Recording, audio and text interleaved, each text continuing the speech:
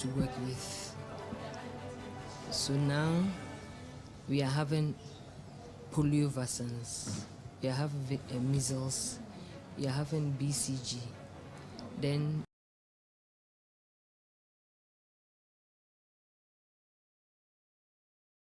available, we are now having court remands in prison.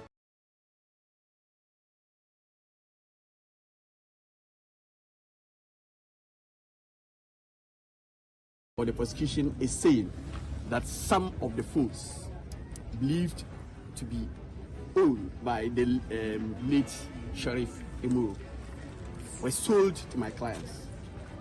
And this is a situation that any of us can fall victim to.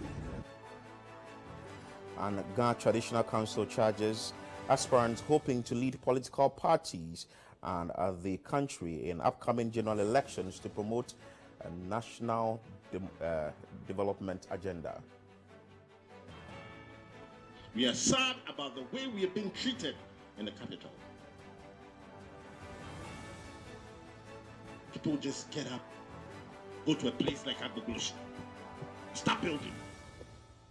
And later on CNR Extra, City TV and City FM's Heritage Caravan back in Accra after 8 days touring 14 regions across the country. Will bring you a wrap on all that happened on the caravan.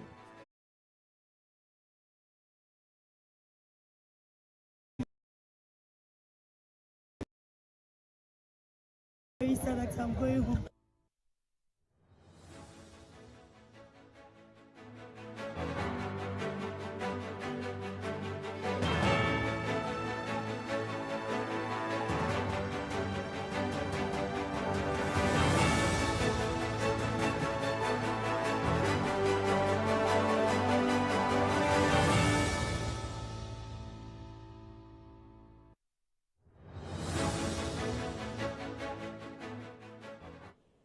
CNR Extra is live on CGTV, and as we do always, you can send your messages through our WhatsApp line 0204447033. You can as well join us on our YouTube, on CGTube, as we have conversation on the stories, and we bring you all the updates on the stories that make it to CNR. Neil Latte, you are welcome to the show. Thank you, Philip, for having me. Thanks for joining us today. How is your Tuesday going? Oh, it's going well, at least for this morning. Yes. I don't know what the day holds for me later in the day, but... Well, let's bring you that first story that has to do with the shortage of the childhood vaccines. Fortunately, government has been able to secure some of the vaccines, and they are in the country exercise to begin. Let's bring you that insight from the health players or the sector, what they are saying about the arrival of the vaccines. Now, as health officers from various municipal assemblies are still massing up at the offices of the Greater Accra Regional Health Directorate to take delivery of childhood vaccines. Immunization for children is expected to resume at various health facilities after months of interruption due to the shortage of vaccines nationwide. The Ghana Health Service received the first consignment of the vaccines over the weekend. City News' Akosua Otri has more in the following report. I am at the Greater Accra Regional Health Directorate of the Ghana Health Service. Behind me is a building that has a cold room in there that is storing the childhood vaccine that the health service took about the BCG vaccine. We are talking about the measles vaccine, the OPV, as well as the polio vaccines. And you see a number of health officers trooping in and out. What are they doing? They're basically going in there to take their share of the vaccines to be distributed in their various municipal health facilities. So it's not just the vaccines that are being distributed. We understand that we also have the accompanying devices. We have the syringes, we also have the needles that would be used in the vaccination, and also some safety boxes. Right, your full name, sir? My name is Joseph Jura. Yeah, I'm from Ayawaso Municipal Health Directorate, and I'm here to pick my vaccine. And as of here, they've already made all the distribution of those vaccines that run in shortage. And now we've all had our distribution list, and we have written my requisition. I've seen you holding a book. What precisely is this? So far, as you can see, as you can see, my boss, as you can see, my boss has what? I've approved all the requisitions that I've written. Okay. That means all the vaccines that I've requested are available. Even though health officers have taken delivery of their vaccines, vaccination is yet to commence at some various health centers within the country. But the Pediatric Society has some concerns. We are hoping that there will be more, and actually we are hoping that not only for the first round of vaccination, because we need to do a catch-up, and when provide stores to fill in the stocks that we need to fill in. But yes, at this point in time, the consequence of the shortage is the measles outbreak that we have noticed, but we have not completely addressed the measles outbreak. So it is our hope that government will provide resources for the outbreak to be managed. Unfortunately, there's a problem with confirming those cases that we have seen. And the outbreak is not going to go away overnight because the vaccines are here. It will take time for us to reach herd immunity before the outbreak can stop. So we appeal to the government once again and recommend that the government provide laboratory equipment to be able to confirm, provide resources for surveillance team to be able to identify cases, and then provide resources for management of cases in treatment centers. For City News, Akosia Ochre. Still on that subject, and scores of nursing mothers on Monday thronged various health facilities in the Ashanti region following weeks' news of the receipt of the first batch of essential childhood vaccines. Our Middle Belt Bureau Chief Edward Oponmafo reports. According to some nursing mothers in the Ashanti region, in recent months, they have been living in fear since their babies have not had a full complement of the vaccines they are expected to take. City News' checks show that as of Monday afternoon, many health facilities were yet to receive the vaccines. The authorities at some facilities stated that they were expecting to receive the vaccines but had not received them at a time. Some health facilities, on the other hand, confirmed to City News that they had received their share of the vaccines. For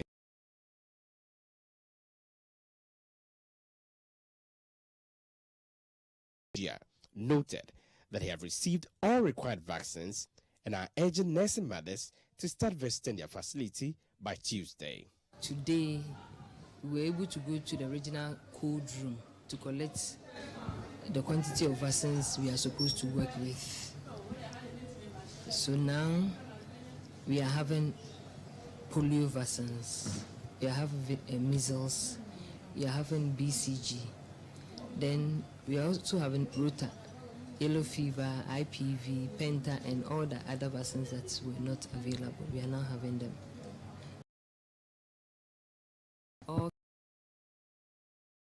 Or nursing mothers can bring their children to Central Government Hospital to receive the vaccines that their children are due. We were having some of the vaccines available, and there were some too that we weren't having. So now we've gotten all the vaccines that are needed by the children at the facility. I would say that we have enough. So for now, any vaccine that they need, we have. So they shouldn't say that if our population is around 30,000, all of them shouldn't come tomorrow. For sure, we are working within from tomorrow up to when the vaccines will get finished. But we have enough, so they shouldn't rush, even though it's needed that the right timings should be given. Health facilities in the Ashanti region are expected to start administration of the vaccines that were in short supply and have now been made available by Tuesday, 14th March 2023. For City News, I'm Edward Oponmafo, Central Government Hospital, Kumasi. In a related development, the Ghana Health Service has dispatched a substantial amount of childhood vaccines to the northern region to address the outbreak of measles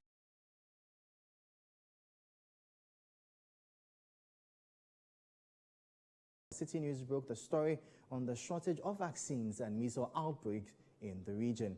Our Northern Regional correspondent, Diana Ungwan, has been following this story keenly and has more in the following report. On February 7, 2023, City News broke the story about measles outbreak and the shortage of vaccines in the Northern region, with the Tamale metropolis alone recording over 70 cases. Mothers who visited various health centers for routine immunization of their babies were left helpless, a situation they bemoaned. Ironically, the Northern Regional Acting Director of Health, Dr. Brema Abubakari, downplayed the report and even inferred that there was no shortage of vaccines in the region. His response infuriated some mothers in the region who thought he was being extremely disingenuous. Following public outrage that greeted the occurrence, the Director General of the Ghana Health Service confirmed a nationwide shortage of vaccines on the City Breakfast Show, contradicting the initial response of the Northern Regional Director. The Health Minister subsequently appeared before Parliament to offer explanation. On March 11, some vaccines finally arrived in the country for onward distribution. On Monday, March 13, the Northern Regional Health Directorate began the distribution of childhood vaccines to various districts. At the time of City News' visits to the regional medical stores, 8 out of 16 districts had already picked up their stock. According to the Regional Directorate, all districts will receive their vaccines by Tuesday. With the arrival of the vaccines under the expanded immunization program, however, officials are concerned that these vaccines can only last for a few weeks. Hence, the need for governments to fast-track the arrival of more vaccines. From Tamale, I am Diana Ungwan for City News. And the vaccines that government has received, the country has received, according to the sector ministry, as the first batch, and certainly will be having more of these vaccines arrive in the country. But the concern that has also been raised is that we shouldn't wait for what we have now to finish before government will be making some efforts to get more into the country. But some people have also been raising questions. So Kujato Ablakwa has been saying something about the vaccines that we received so far. Well, Philip, interesting, but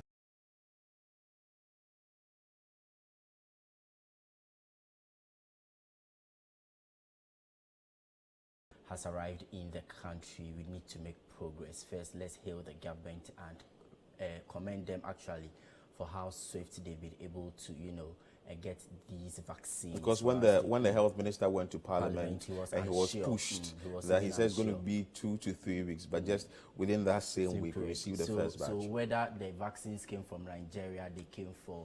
You don't think there's an issue there? I don't think there is. We need to make progress because this is the health crisis we are having on our hands, and if the vaccines have come, we should rather focus or channel our energies actually to how speedily we are able to dispatch them to some of the affected. And it's something that we must commend them actually for how swift they've been able to get us these vaccines so that we are able to manage the health crisis we are currently facing.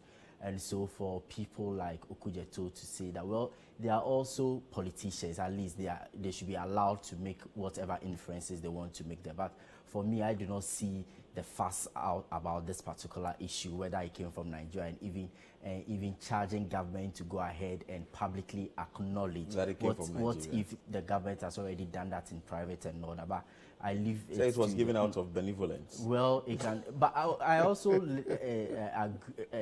sharing his concerns, the fact that, well, government says that the shortage is as a result of global challenges. But if that is the case, how come Nigeria has it and then they have been able, well,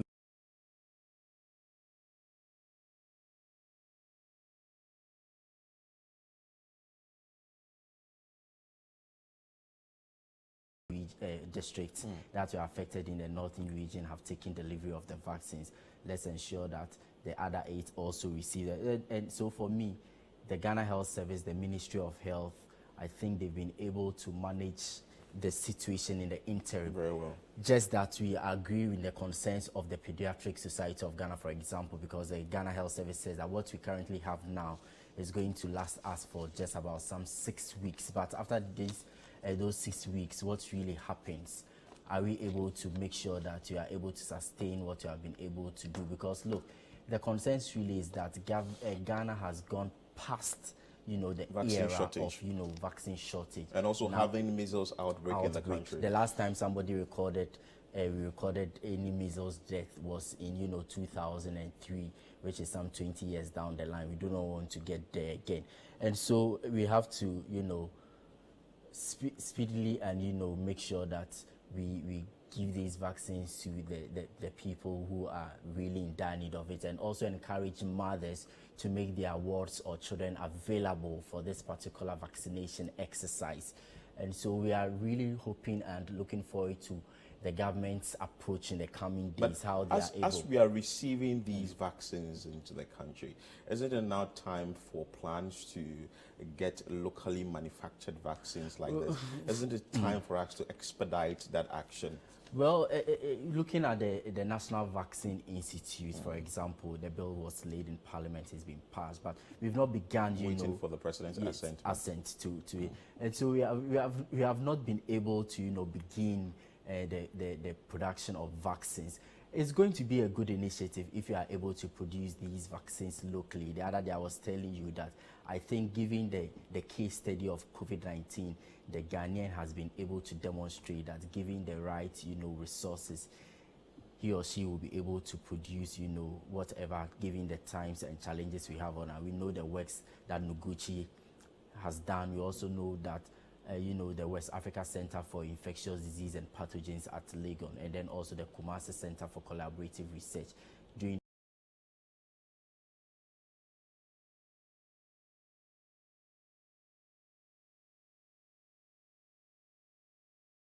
I do not see that happening, but in the medium to long term, I want to believe that we'll be able to produce vaccines locally so that we are not faced with this particular challenge of, vaccine shortage. Well, so this is the issue, and mothers, the health officers are asking that you should bring your babies to the various facilities, the health facilities, for the babies to be vaccinated, because we have enough vaccines for now from the health sectors for some 6 weeks, but government is making frantic efforts to get more vaccines into the country. That is that of the polio, the measles vaccine, and also the BCG. Away from that, let's go to Ashaman, and the 6 persons arrested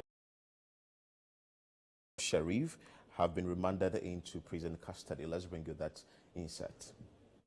The 6 persons arrested for the killing of military officer Imoro Sharif have been remanded into prison custody after they pleaded not guilty to counts of robbery and dishonestly receiving. 2 of them, Samuel Tete and Abubakar Siddiq, have been charged with robbery, and the other 4 have been charged with dishonestly receiving for purchasing and aiding in the disposal of the iPhone retrieved from the deceased during the robbery. There is more in the following report. The 6 were arraigned on Monday after the police on Friday revealed via their social media handles of having arrested the key suspects in the killing of military officer Imoro Sharif. News of the arrest came 3 days after the military, in what has been widely condemned, invaded Ashaman in attempts to find perpetrators of the killing of the late military officer. In the process, over 100 persons were arrested, and several residents of Ashaman were subjected to what has been described unjust and unconstitutional treatment. The police, however, arrested suspects Samuel Tete, Abubakar Siddiq, Ibrahim Abdul Rakib, Safian Musa, Yusuf Muhammad, and Abdul Gafaru Abdul Karim in an intelligence-led operation. The 6 have since been charged with counts of robbery and dishonestly receiving, contrary to the Criminal Offences Act 1960, Act 29. In court on Monday, prosecution noted that Samuel Tete alias Wiper and Abubakar Siddiq alias Birdman, who attacked the deceased on May 4,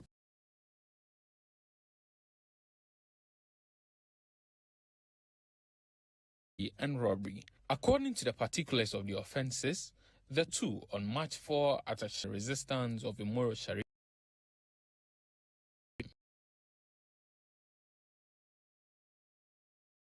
Safian Musa, Muhammad Yusuf and Abdul Ghaffar Abdul Karim have been charged with dishonestly receiving contrary to Section 146 of the Criminal Offences Act. Lawyer of the four have been explaining what the offence of dishonestly receiving means. So my client was simply charged for the offence of dishonestly receiving, and it's simply because the police or the prosecution is saying that some of the phones believed to be owned by the late Sheriff Imuru were sold to my clients. And this is a situation that any of us can fall victim to, especially if you don't buy phones from the shops. You can be there, they will come and sell any item to you. Ibrahim Abdul Rakib, who is a scrap dealer according to the prosecution, on the 4th and 5th day of March 2023 at Asham and Taifa, bought an iPhone at the cost of 300 Ghana cedis from Samuel Tete and Abubakar Sadiq, knowing the phone was the one retrieved from the crime scene. Safian Musa, who is a trader on the other hand, is alleged the phone was received by means of crime at the cost of 350 Ghana cedis. Muhammad Yusuf and Abdul Ghaffar Abdul Karim, who are both drivers, are also alleged to have on March 5 assisted Safian Musa in the disposal of an iPhone otherwise than with a purpose to restore it to the owner, knowing the phone was obtained by means of crime.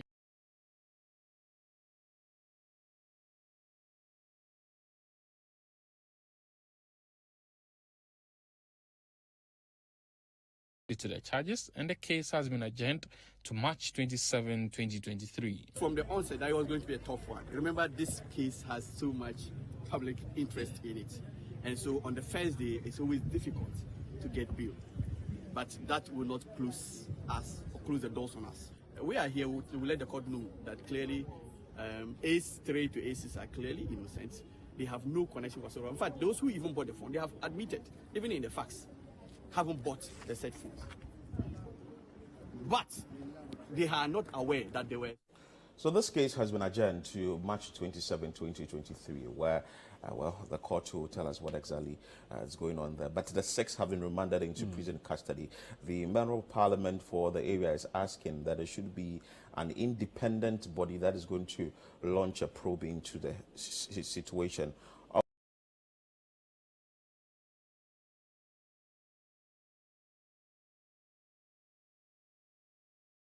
It actually follows, the statement by the Ghana Police Service, giving that a blow-by-blow account as to how this whole development, unfolded at Ashaiman somewhere last week, and in fact, largely being at variance with what the Ghana Armed Forces also explained following the development. And so this particular issue, Philip, you can tell from the look of things that, look, it is one that has a lot of public interest, and so the manner in which, prosecutors and also the parties involved handle this particular issue will go a long way to, boost the confidence of Ghanaians as far as our security agencies are concerned. And for the people who have actually condemned the military, it really has to do with the way and manner in which they invaded the community and, subjected, residents to this particular form of human rights abuses, and also claiming that they've arrested some people and these people are believed to be behind,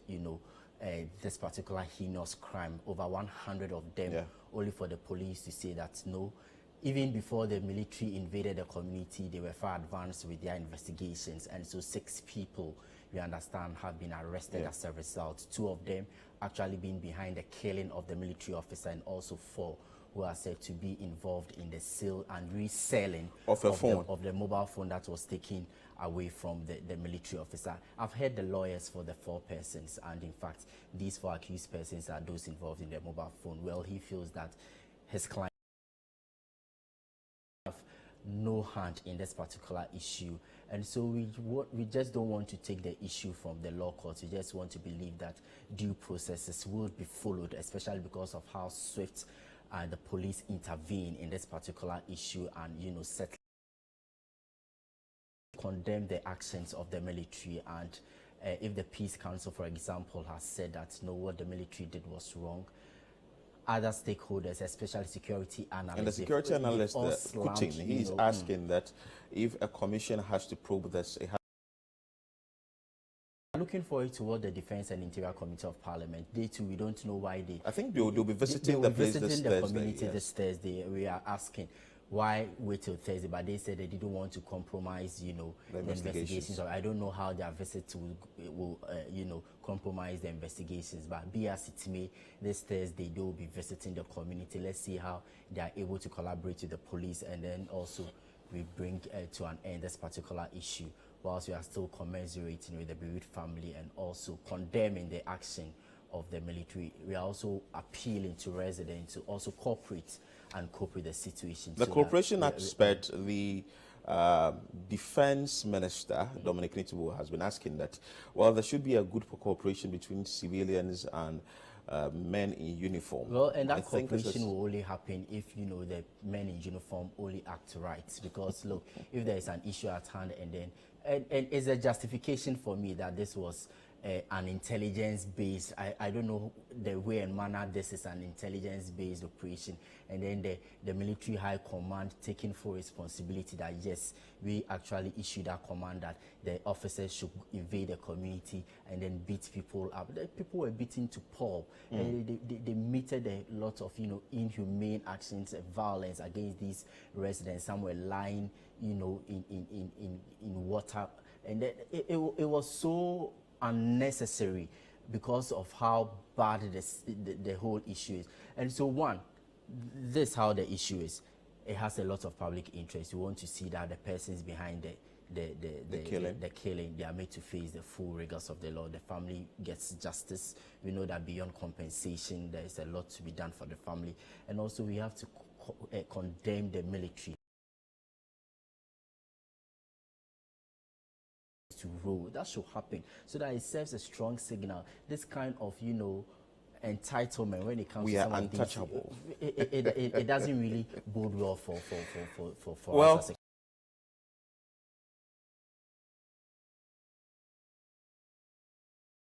space, the people affected, the member of parliament, the security analyst, when it comes to the defense ministry, the interior and defense committee of parliament, they've all waded into this particular issue. And as and when there are more updates on this story, we'll be telling you here on CNR Extra and on City TV. You can join us with your thoughts, submissions and comments via WhatsApp line 0204447033. You can join us on our YouTube page on CityTube as we stream there live. This is still CNR Extra.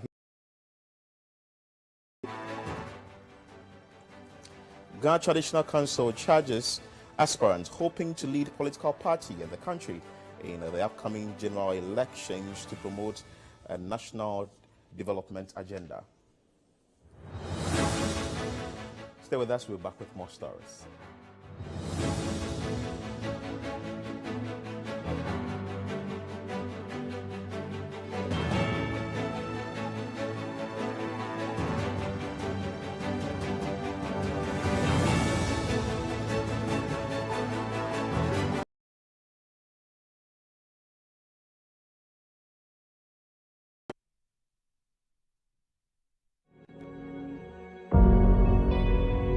I passed by your favorite barbecue place and I got you something.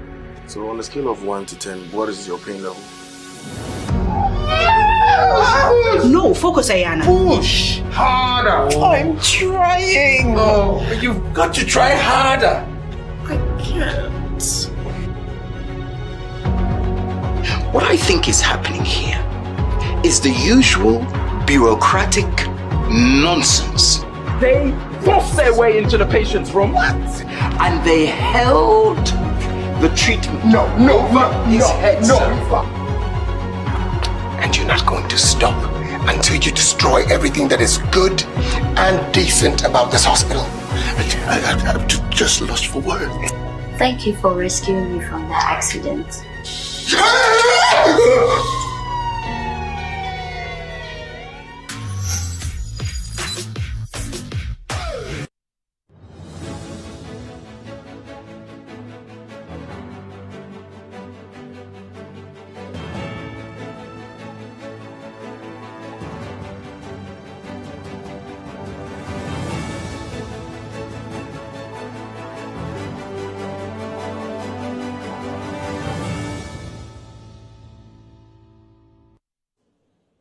welcome back to CNR Extra here on CCTV. Let's take you to WA, where the family of a middle-aged man who was shot to death by anti-robbery team in that particular area has given the police 24-hour ultimatum to do what? Let's find out in this insert. The family of a middle-aged man who was shot to death by the anti-robbery team in WA has given the police a 24-hour ultimatum to reach out to them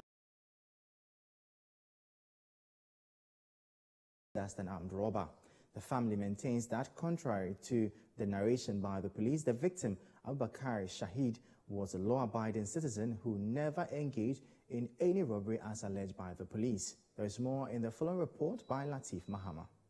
It is a solemn moment as family members, friends and sympathizers gather to observe the 3-day Islamic funeral rites of the late Abubakar Shahid, who was shot and killed by the police last Wednesday on suspicion that he was a robber. Here at Dondoli, special prayers were observed for the late Shahid, not only as a committed Muslim, but also to ask for God to intervene in the fight to get justice for him. According to many of these mourners, the late Shahid was a law-abiding citizen whose piety as a Muslim was unquestionable. Addressing the media ahead of the special prayers, the family of the late Abubakar Shahid said his killing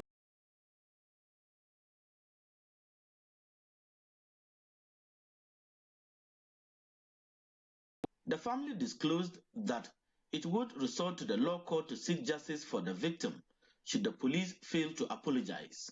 One would have thought that under standard policing procedures, resort to the use of arms would never be the first option. However, it becomes evident that our men in uniform are becoming trigger happy. The family hereby demand and petition that the police should render an unqualified apology to the family of the deceased for this gruesome murder. 2, the police should also reach out to the family and take steps to find an amicable solution to the matter. So the family is asking that the police should render an unqualified apology following the death of Shahid by the anti-robbery team in WA.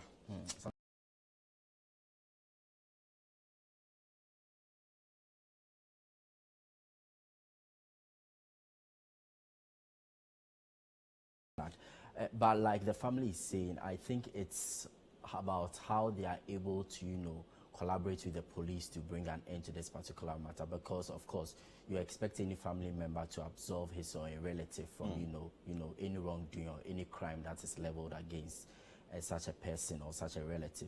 And so the family is saying that no, their relative is not an armed robber. Fair enough, but it will only take investigations for us to unravel this.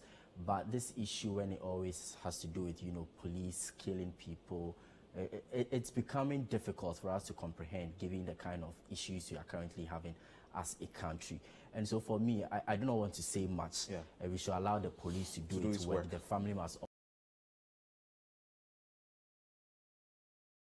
particular, issue is ascertained. Well, so there should be some sort of cooperation between the family and the police so they can find an amicable solution to this problem. Let's come down to the Greater Accra region where the Ghana Traditional Council is asking and urging aspirants hoping to lead political parties and the country in an upcoming general election to promote a national development agenda. Our Traditional Council has charged aspirants hoping to lead their party in the country in the upcoming general elections to promote a national development agenda. The council laments the continuous lawlessness and the lack of involvement of traditional authorities in the development of the Ghana state as worrying. The Gamanche need Takite Kuchu II. There is more in the following report. The Ghana Traditional Council's call for a national development plan is on the back of what it says is a deliberate attempt by various governments to sideline traditional authorities when embarking on developmental projects in their jurisdiction. The council believes this attitude of government is worrying. Speaking during a courtesy call on him by the New Patriotic Party's presidential candidate hopeful Alan Kojo Chomantin, the Gamanche indicated that there should be an inclusion of traditional authorities in developing the Ga state to effectively contribute towards the development of the country. Whoever will win the bid must learn just two things. That you have to have a social contract with the Gadangbe people.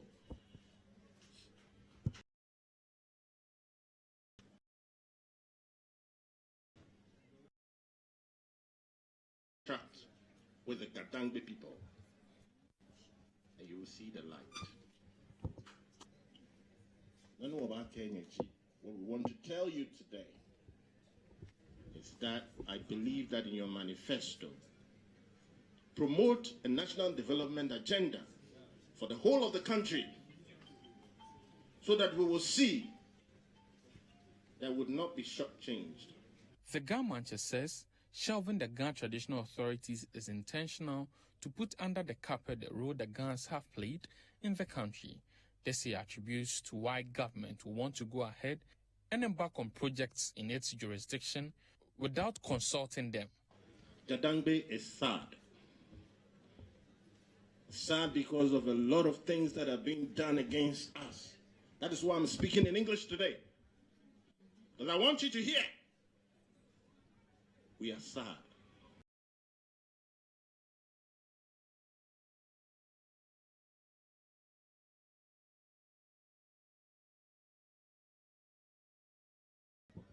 Stop building.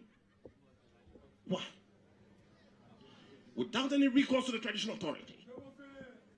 Meaning no only.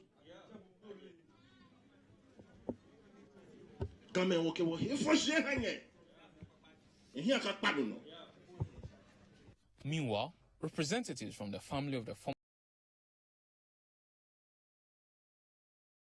Additional Council. Gamanche Ni Takite Kochuru II has spoken, and it's something that has been there for a very long time. Issues of the annexing of Ga lands, issues of the Ga traditional authority not being accorded the necessary respect. A number of things go on in this part of the country without recourse to the Ga traditional authorities, among others. It looks like it has gotten to a time where the government can't harbor it anymore, can't keep it anymore. Well, Philip, it didn't have to pour it out. It didn't have to take the government to even say these things in the first place, because we actually know what the issue is, and then we know the role both, traditional authorities and also political actors have to play in ensuring that we get the socio-economic development that we want as a country. Let me take you to just Article 6 of our Constitution, which talks about the directive principles of, state policy. Everything is stated there, black and white. We know what to do as a country. And so it is not now for us to come and tell political parties or people who are aspiring to be president to ensure development in the country. That is their core mandate.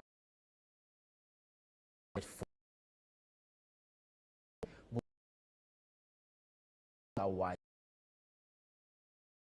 the livelihoods of a Ghanaian. And so for me, it's good that the government actually has reiterated it. Maybe perhaps it's because of how political parties have also failed in the past. And this collaboration between our traditional authorities and the politicians, it goes way beyond as far back as I can imagine. And I think Henry Quarter has also spoken about something of this sort before, but we will still have more time to talk about this. The issue with the Ghana lands, issue with annexing of issues in the Greater Accra region is very much, and that we need enough time to talk about this. But let's go straight to another story that has to do with a flag bearer hopeful of the New Patriotic Party, that is Dr. Owusu Akoto-Efriye, who says that he will establish an agricultural management team and that will oversee all development within the agric sector.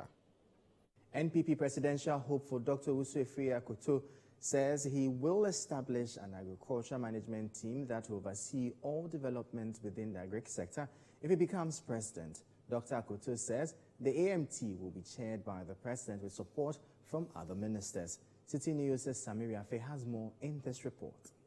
In his first public appearance after resigning as Minister for Food and Agriculture in January 2023 to contest the MPP presidential primaries, Dr. Owusu Akoto says Ghana's economy can be transformed if the agric sector is given the needed attention.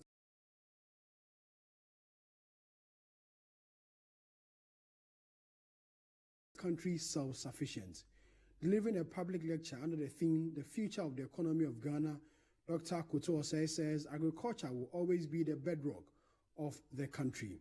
He says he will establish an agricultural management team that will help revive the country's economy through agric. Ghana has to prioritize agricultural transformation at the highest level of government through the implementation of a well-defined vision and strategy. The investment needed to achieve sustainable food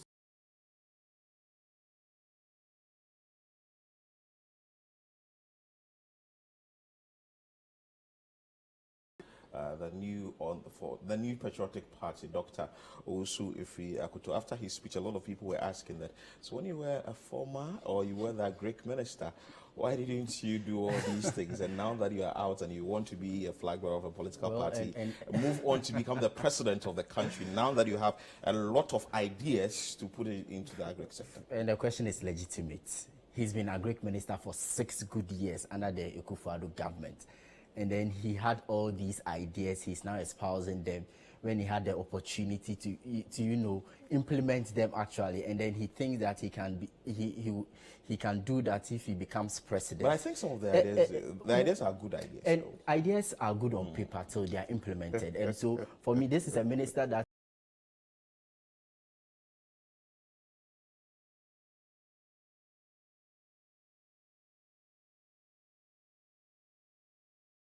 how when we have such a grave issue at hand, and for him to come and tell us that the wife goes to the market, she never complains, so he doesn't see the kind of prices people are purchasing food items at, and for him to come and do this planting for food and job market, he was bashed. People were questioning the sustainability and all that. For him to leave, resign, and say that now he wants to be president, and then come in. And for me, he actually said that the agricultural management team, the Tree Crop Authority, for example, will let us not go to the IMF because that's always going to drive the economy. And then he made a quote that everything can wait. I've forgotten how he referred it. We'll talk more about that. We know that as the days go by and these individuals that are the flag bearer hopefuls, they are coming out with their messages, there'll be more this particular platform. You're still watching CNR Extra here on City TV, still to come. City FM and City TV's Heritage Caravan back in Accra after 8 days, touring 14 regions.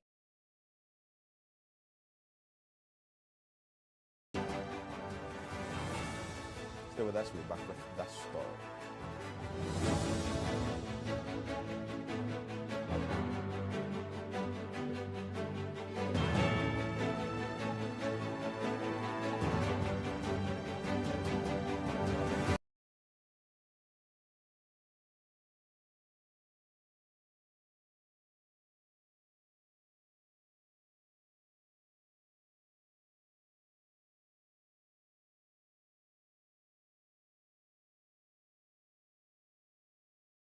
PSA Esther, Ankalato, Ella Duncan Williams, and your host MOG. Also ministering Keepers Music and Liberty Voices Choir as MOG Music presents new wine concert theme The Coming Glory on Sunday the 19th of March 2023 at the Oil Dome Royal House Chapel Ahimfie. Time 5 p.m. Rate 200 Ghana Cedis VIP, Gallery Standard 40 Ghana Cedis, Gallery Double 70 Ghana Cedis, Regular Standard 80 Ghana Cedis, Regular Double 150 Ghana Cedis. Visit www.tickets.newwineconcert.com or dial *389 *777# to purchase your tickets. Sponsors: Oduma, Bell Beverages, Bell Aqua, Total Family Health Organization, First Choice Hair and Beauty Salon, Tank Palace, DDP, eTransact, Oasis Studios. Media partners.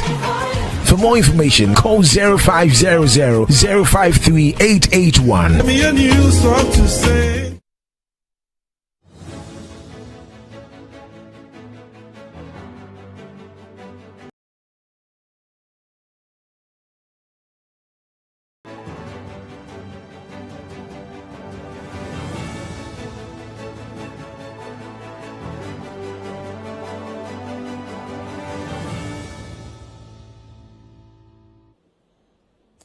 welcome back. Let's go straight to the story and bring you a wrap of what happened on the 2023 edition of the Heritage Caravan. The Heritage Caravan finally arrived in Accra over the weekend from the 8-day tour of 14 regions across the country. The caravan came back with so much excitement in anticipation of the 2024 edition. The City FM and City TV Heritage Caravan is the longest annual road trip in Ghana, which gives patrons the opportunity to see tourist sites and experience hospitality across various facilities. The 2023 edition, like earlier ones, had many Ghanaian nationals from the diaspora joining to have fun while learning about Ghana. The caravan left Cape Coast to ascend Manso Slave River in the central region before reaching Accra. Fred Duo has the wrap on. On Saturday, March 4, 2023, about 156 patrons, including selected staff of City FM and City TV, gathered at the premises of City TV at Tesano in the Okankwe North Municipality at about 4 a.m. to begin activities for a road trip. Sponsors were there in their numbers bearing souvenirs to last the patrons for 7 days. After registering patrons with their tags, hot kinky was served with other English breakfast. The excitement embossed on their faces was telling. Come from London especially to go on this trip. Where did you hear this from? I heard it from a friend, so I do have a friend that I'm travelling with. She is Ghanaian and she lives here, so I did it as a come to see her and also do a road trip together on this amazing experience. Really looking forward for a great and momentous adventure throughout this country.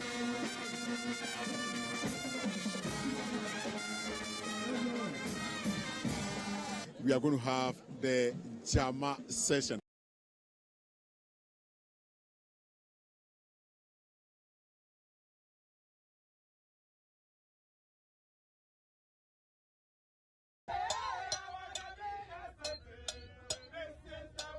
The bus eventually took off to Amejope in the Volta region, which is over 2,200 feet above sea level, the highest peak of human settlement in Ghana.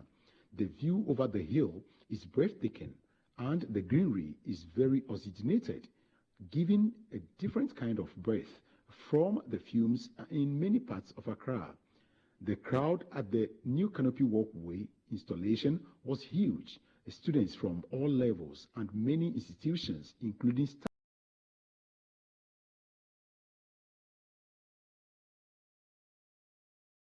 enjoyed the strenuous hike and finally made it to the canopy walkway. The feeling, according to the caravanites, was worth the energy loss. Oh yes, I've made it. But Charlie, it takes some time. We have.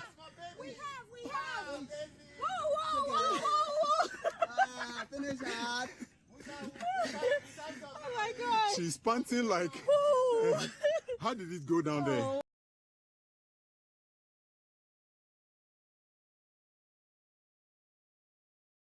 Arrived at the Royal Sanctuary in the Eastern region at about 7:10 p.m. and patrons were checked in.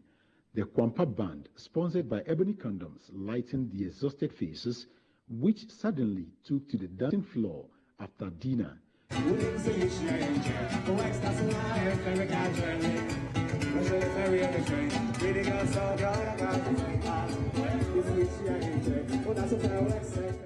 Many retired to bed after 12 a.m. On day 2, the caravanites had breakfast. So all is set. You can see patrons getting their luggage.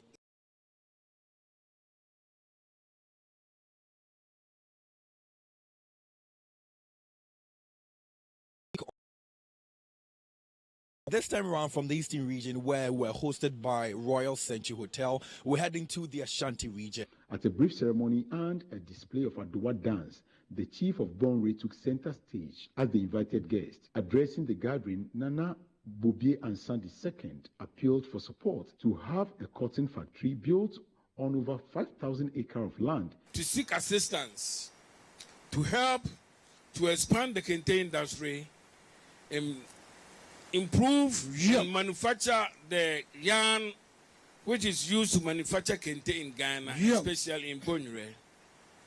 to bring the cost of production of yarn and cake reasonable for everyone to be able to afford the cloth. The managing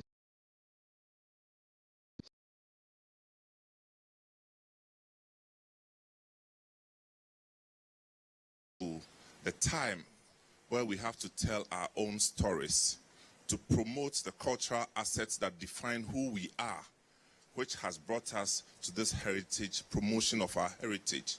The EU chief of the area, in his statement, mentioned the ultimate goal to support the youth to acquire skills. We are currently, as we speak, launching a program this year to boost the private sector in Ghana, which will include promoting access to finance, capacity building, and other opportunities for the culture and heritage sectors. The journey to the next destination, Bolgatanga in the Upper East region, was estimated at 12 hours. The sharp contrast in temperature from 18 degrees Celsius was skin-piercing, and it also drained the moisture so quickly. That was when Voltic Mineral Water, one of the sponsors, hydrated everyone. After the long hours, the people of Bolgatanga, especially Ghana's Hotel, gave patrons a rousing reception with rich cultural display.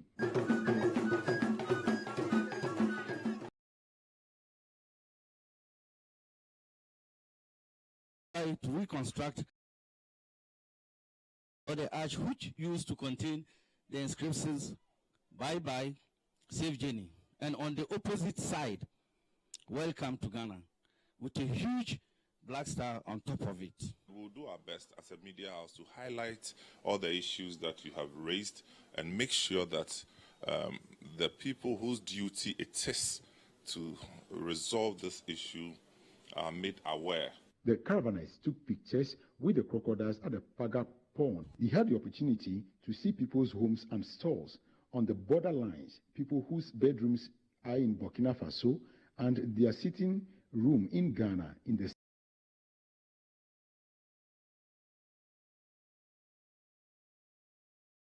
are patrons hopped onto their buses to Red Clay Studios. Ibrahim Muhammad, the artist, hosted the team in his movie theater.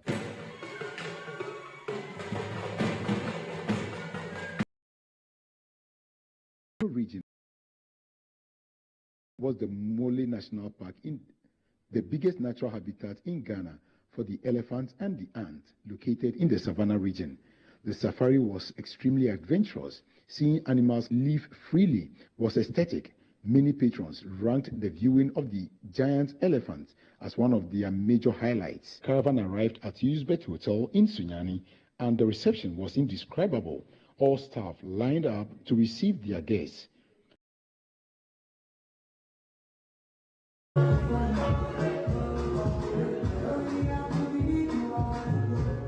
On day 5, the bus arrived at Maha at about 10 p.m. The caravanites freshened themselves in readiness for a corporate dinner. They came out looking elegant and glamorous, and patrons danced their troubles. Match bones. It feels very good. Very, very great. I feel very excited. Were you expecting something like this? Yes, because I was here last year. It was something similar for me last year. So I knew there was something like that going to come on this year as well. So far it's been so good. I actually was supposed to be going back. This is very exciting. As we say always, make sure that you save money. Enjoy the caravan next year, because you can't afford to miss this excitement. Well, it was an experience of a lifetime, and if you missed it, management you missed it for good. And no one does it better than we do here at City FM and CTV. So if you missed it, there's also an opportunity for you next weekend.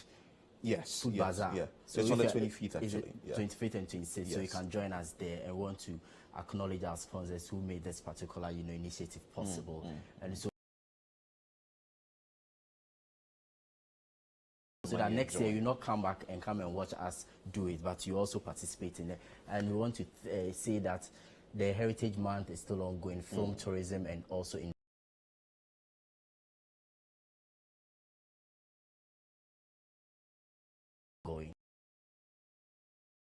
fans to continue. Many thanks to the sponsors that made the event a success.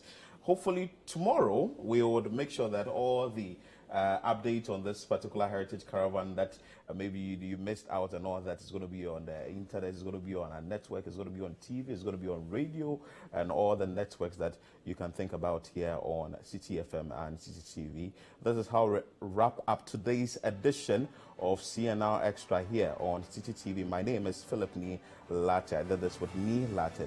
Many thanks for your time and keep watching City TV.